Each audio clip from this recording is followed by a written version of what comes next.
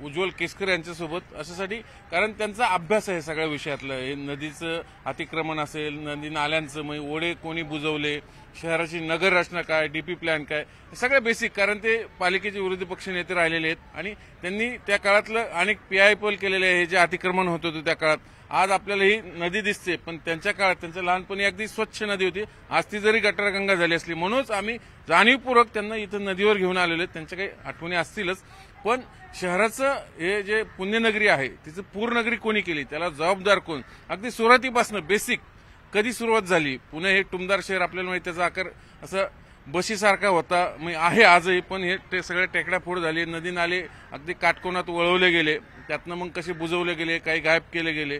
मग त्याचाच परिपाक आपण बघतो. दरवेळेस पहिला पाऊस आला तरी नदीला पूर येतो, आणि ह्यावेळेस अगदी 35,000 क्युसेक विसर्गालाही खडकवासल्यातनं जेव्हा केला होता, त्यालाही हे पुराचं स्वरूप आलं आणि तिकडे एकतानगर, आनंदनगर त्या भागात पाणी घुसलं. कधीतरी यापूर्वी 35,000 क्युसेकला पाणी घुसत नव्हतं या नदीचं. मग नदीची वीट, लांबी, खोली कोणी कमी केली का? अतिक्रमण काय झालं? या सगळ्या प्रश्नांची उत्तरं आज आपण त्यांच्याकडनं जाणून घेणार आहोत. सर, स्वागत तुमचं न्यूज 18 लोकमतमध्ये. आपल्याला पुणेकरांना सांगायचंय, गुन्हेगार कोण तुमचे ह्या पुणे डुबवायला? याचं सविस्तर सांगा. सुरुवात कुठून झाली, कशी झाली? नदीचं हे आजचं स्वरूप जे आहे किंवा कालचं परवाचं जे स्वरूप होतं ते एक दिवसाचं नाहीये. एका पावसामध्ये नदीतनं पाणी धरणातनं पाणी सोडलं म्हणून लोकांची घरं पाण्याखाली गेली अशी वस्तुस्थिती नाही. तर याची सुरुवात झाली आहे कधी? तर याची सुरुवात 92-93 सालापासून सुरुवात झाली आहे. या चॅनलच्या इथं आपण उभे आहोत. मुळात हे चॅनल केलं, हे इनर चॅनल, आणि बाहेरचं जर बघत असेल तिथं तर ते आउटर चॅनल.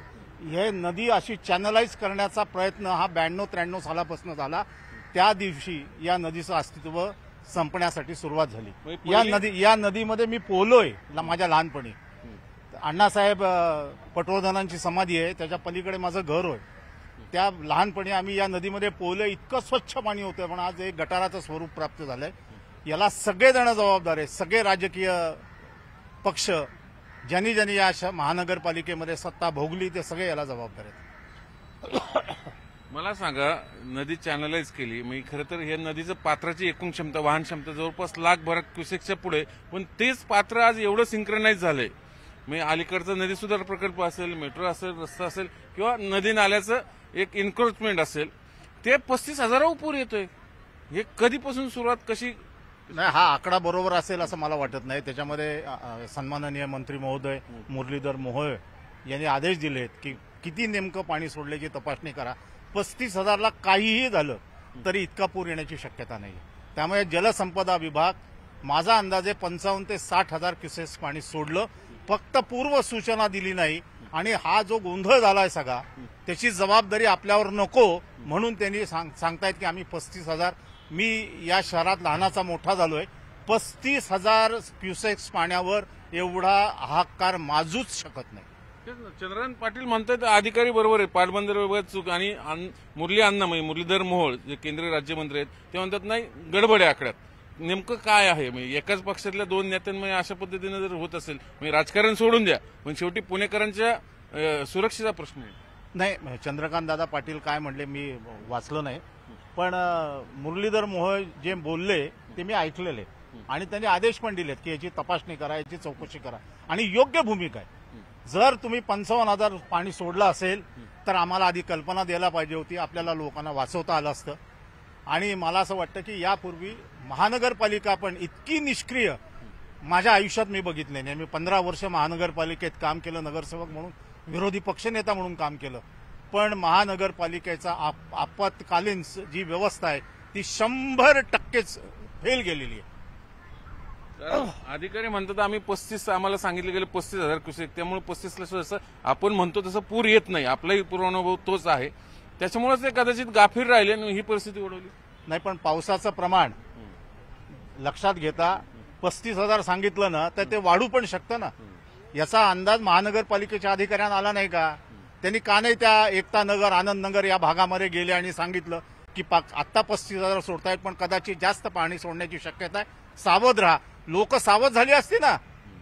म्हणजे रात्री 2-2:30 वाजता माझ्या घराच्या पार्किंगमध्ये पाणी आलं, मला असं वाटतं की याला महानगरपालिकेच्या अधिकाऱ्यांचा गलथान कारभारच कारणीभूत आहे.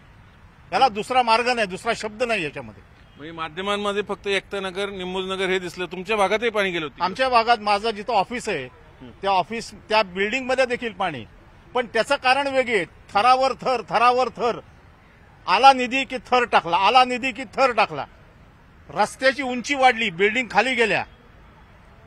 याला जबाबदार कोण? याला 10 वर्षानंतर रस्ते खणायचे असतात आणि त्याला मेटल टाकून म्हणजे मोठं दगड हे टाकून पुन्हा रस्ता करायचा असतो. आला निधीत टाकला पैसा, आला निधीत टाकला डांबर, अशा पद्धतीने रस्ते. त्यामुळे प्रतिज्ञा हॉल पासून सगळा जो प्रश्न निर्माण झाला त्याचं एकमेव कारण असं आहे की फक्त डांबराचे थर चढवत गेलो आपण.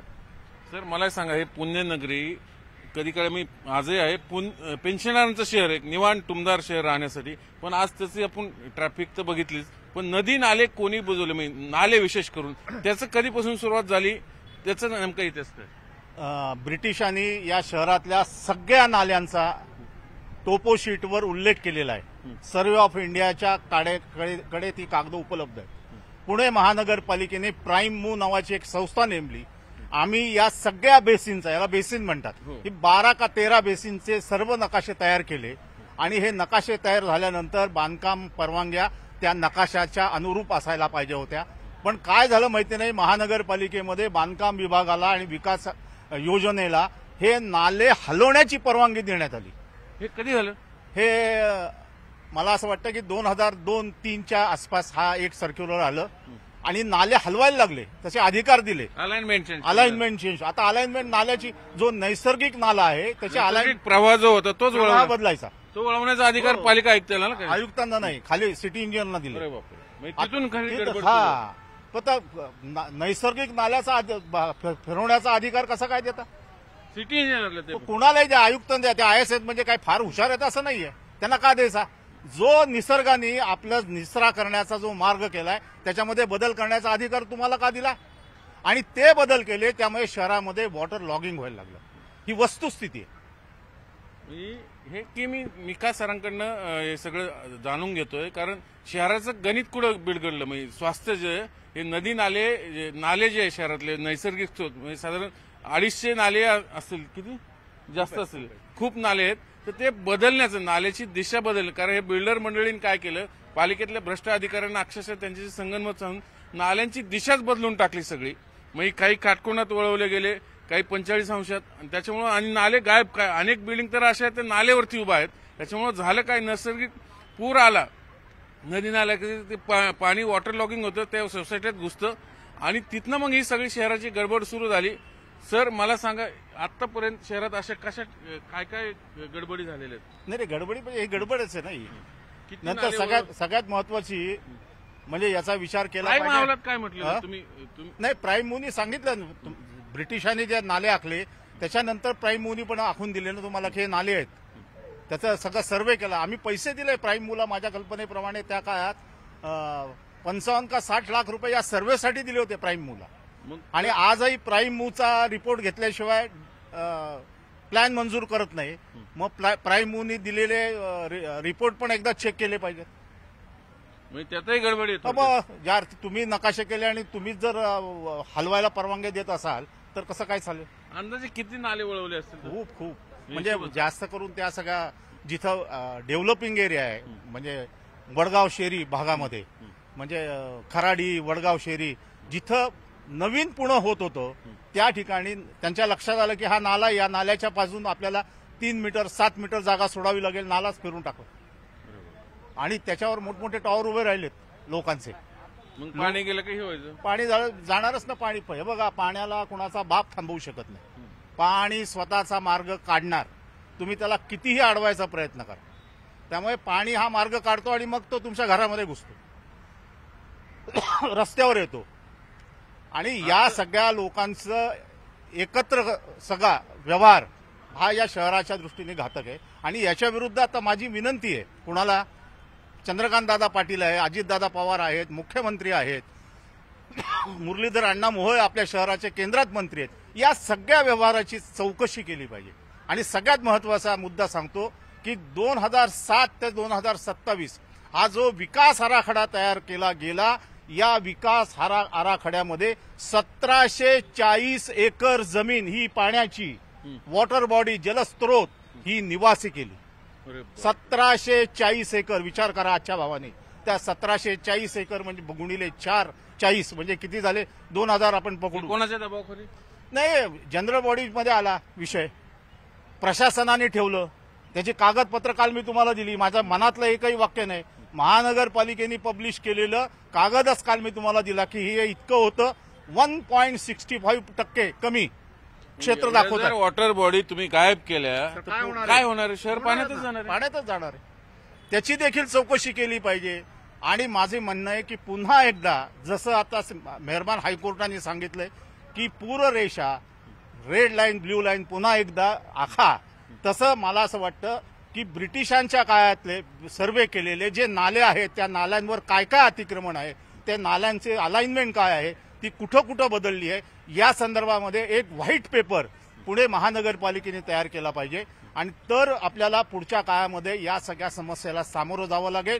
नाहीतर अशा पद्धतीचं जर पाऊस आला, पूर आला, शेवटी निसर्गाच्या पुढे तुम्ही हतबल असता आणि निसर्ग तुम्हाला कधी एका फटक्यामध्ये लांब टाकून देतो.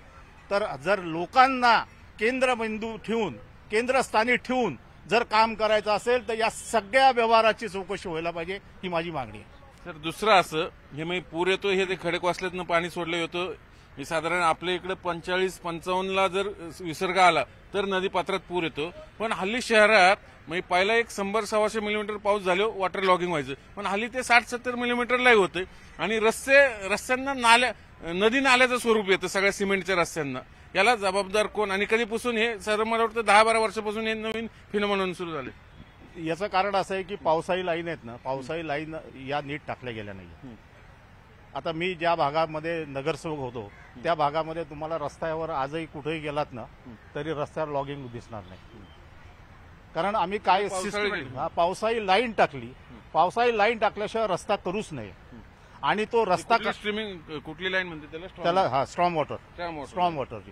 आणि रस्ता असा केला पाहिजे, अशा स्वरूपाचा रस्ता असतो म्हणजे पाणी टिकत नाही. आता रस्ते असे होतात, असे रस्ते झाले की काय होणार? पाणी आणि पाण्याचं आणि डांबराचं एकदम जवळचं नातं आहे. डांबरावर पाणी पडलं की तो खड्डा पाडणारच, तुम्हाला त्याला काहीच करू शकत नाही. त्यामुळे पाणी वाहून जायला पाहिजे अशा पद्धतीची रचना असते. त्याला चॅम्परिंग करावं लागतं. पण काही हल्ली काही बघतच नाही, कारण का महानगरपालिकेचे अधिकारी जागेमुळे सगळे टक्केवारीचा हिशोब. आता टक्केवारीचा हिशोब आहे का काय असं म्हणणं आता माझ्याकडे माहिती नाही तर मी बोलणं नाही.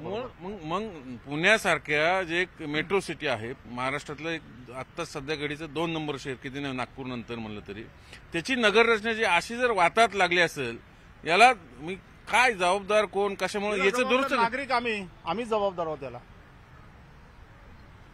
जबाबदारी कोणाची आहे? नागरिकांनी नाही, नागरिकांनी नीट राहिलं पाहिजे. नागरिकांनी योग्य व्यक्तींना निवडून दिलं पाहिजे. शेवटी नागरिकांवरच आहे ना. आता हे सगळं दुरुस्त करायचं म्हणलं तर कसं करता येईल? मी कारण याच्यावर हे 100% दुरुस्त होऊ शकतो. याच्यात काय अवघड काही नाहीये. त्याला एक राजकीय इच्छाशक्ती लागेल फक्त. आणि राजकीय इच्छाशक्ती असेल तर या सगळ्या गोष्टी सरळ वळवलेले नदी नाले गायब केले, सगळं नीट तुम्हाला एकदा आखून घेता येतील. त्या पद्धतीने आता काय आहे तिथं जागेवर स्थिती काय आहे त्याचा अभ्यास करता येईल. त्याचा मार्ग कसा काढता येईल ते करता येईल. म्हणजे जे लॉगिंग होतं, वॉटर लॉगिंग होतं, ते तर कमी करता येईल. आता तुम्हाला आता रेड लाईन, ब्ल्यू लाईन या उशिरा आखल्यात. त्याच्या आधी ज्यांनी घरं बांधली आहेत त्यांची काय चूक आहे?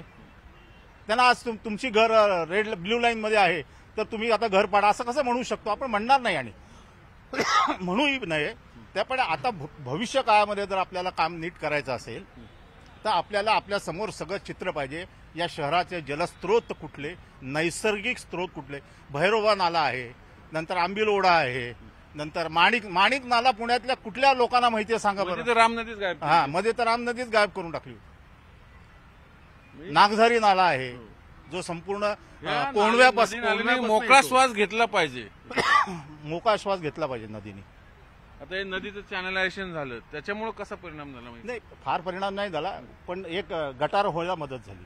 नदी अशी खुल्ली फिरली असती ना, तुम्ही एका चॅनलमधनं जाते सगळीकडे. आणि सगळ्यात आणखीन एक महत्वाचा, 1976 साली कृष्णा नदीचा एक कृष्णा आयोग आला. त्या आयोगाने असं सांगितलं होतं, कुठलंही धरण बांधलं तर ते धरण त्या नदीवर बांधलं जातं आणि ही नदी जिवंत ठेवायची असेल तर त्या धरणाच्या कपॅसिटीच्या 5% पाणी हे तुम्हाला नदीत सोडावं लागतं. बरोबर? यांनी सोडलं का? यांचं आर्ग्युमेंट काय आहे? हे म्हणतात आमचं आता पावसाळ्यात जेवढं पाणी सोडलंय ना तेवढंच, त्यासाठी नाही ना. एरवी नाल्याची गटर तुम्हाला रोज पाणी सोडावं लागेल. तुम्हाला रोज पुण्यामध्ये पाणी सोडलं असतं तर हे नदी नाल्याचं स्वरूप झालं नसतं. आणि दुसरं म्हणजे महानगरपालिकेने एसटीपी स्वेज ट्रीटमेंट प्लांट्स केले नाहीत, त्यामुळे सगळी गटारं या नदीमध्ये टाकली, त्यामुळे या स्वरूपात गटार गंगा म्हणून. दुसरं असं ते नदी सुधार आता नवीन आलंय, खूप मोठा प्रोजेक्ट आहे. त्याचं काय गौडबंगाली अनेक जण म्हणतात, पर्यावरण म्हणतात, त्याच्यामुळे हे वॉटर फुगारा आला आणि ती एकनाथनगरमध्ये पाणी गेलं. आता कसं आहे राजकीय, मला आरोप जाऊ द्या, पण आम्हाला नदी सुधारचा काय विषय? तो नदी सुधारचा तो विषय जो आहे त्यांचा आता चालू असलेला, त्याचे नेमके इफेक्ट काय होणार आहेत आणि हे जर असं म्हणत असतील की त्याच्यामुळे हे झालेलं आहे तर त्याचाही एकदा अभ्यास केला पाहिजे. परवा ते संगमवाडीला मी स्वतः तिथे गेलो तर रितसर वीट कमी झाली ना नदी पात्राची त्याची, तो आणि दोन्ही मुळा आणि मुठा तिथे एकत्र येतात. रितसर मुळाचं पाणी पुढे निघून जातं पण मुठाचं पाणी थांबतं, कारण बॅकस्ट्रोक बसतो आणि तिकडे फुगारा येतोय. दिसतंय ते कुठं फुगारा येतो ते संगमवाडीच्या तिथं. त्याच्यामुळे बॅकवॉटर येऊन आज ना उद्या जर पाणी जास्त सोडलं गेलं तर ते होऊ शकतं ना. मग हे थांबवणार कसं? वीट तर कमी झाली नदी, मग खोली वाढायला पाहिजे, ते होत नाही. मी आता उद्या एक्झॅक्ट जाऊन जागेवर बघून येतो. पण नदी सुधार योजनेमुळे जर पाणी थांबणार असेल तर त्याचाही फेरविचार केला पाहिजे. मी मुरलीधर मोहोळ आपले मंत्री आहेत त्यांच्या या भूमिकेचंही स्वागत करतो की जर त्याच्यामध्ये काही प्रॉब्लेम असेल तर त्याचाही आपण पुनर्विचार करू असं ते म्हणलेत ना. हो, आम्ही त्यांच्याशी बोललो, ते म्हणले मग तसं झालं असतं. आता पर्यावरण आरोप काय केलं, ते पाणी थेट फुगारा इथपर्यंत गेलं. मी राष्ट्रवादी प्रशांत जगतापाने आरोप केला आणि म्हणून नाही राजकीय घेतो ना मी, तुम्हाला फक्त संदर्भ देतो. आणि पण अण्णांनी त्याच्यावर उत्तर असं झालं, मग पाणी जर घुसलं असतं तर मग शनिवार नारायण पेठेत घुसलं असतं, तसं काही झालेलं नाही. म्हणजे आरोप ते राजकारण बाजूला राहू द्या, पण आतापर्यंत हे नदी नाला शिवशंभर नावाखाली नदीचा गळा आवळला जातोय असा जो आरोप होतोय, तुम्हाला कळतो? नाही, मला असं वाटत नाही नदीचा गळा आवळला जातोय. नदीचा गळा ऑलरेडी आवळला गेलेला आहे. त्या आवळलेल्या गळ्यातनं नदीला मुक्त करण्याचं काम चालू असेल त्या असं सकारात्मक आपण मी काय सांगितलं, मी राजकीय आरोप करत नाही. आता मी राजकीय आरोप करायचे ठरवले ना तर सगळ्या मी नावानिशी आरोप करतो. मी कुणाला घाबरत नाही, तुम्हाला माहिती आहे. मी कुणालाही घाबरत नाही.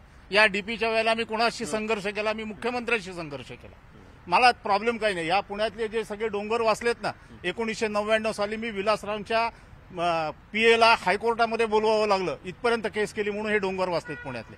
त्यामुळे मी घाबरणारा माणूस नाहीये. पण राजकारण करायचं असेल तर राजकीय गोष्टी करतो मी.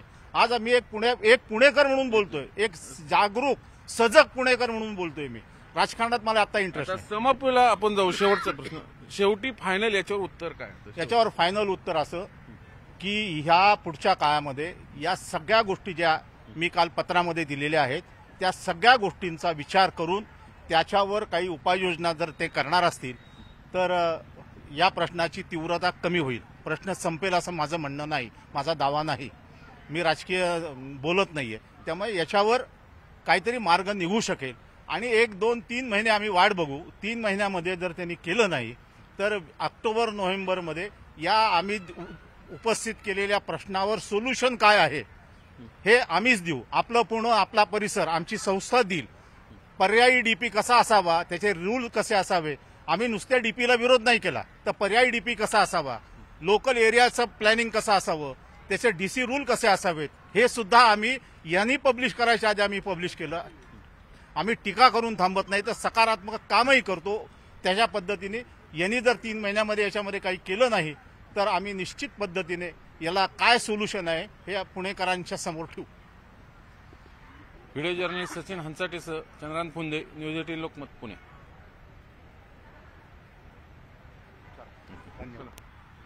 सॉरी यांना आपल्यामुळे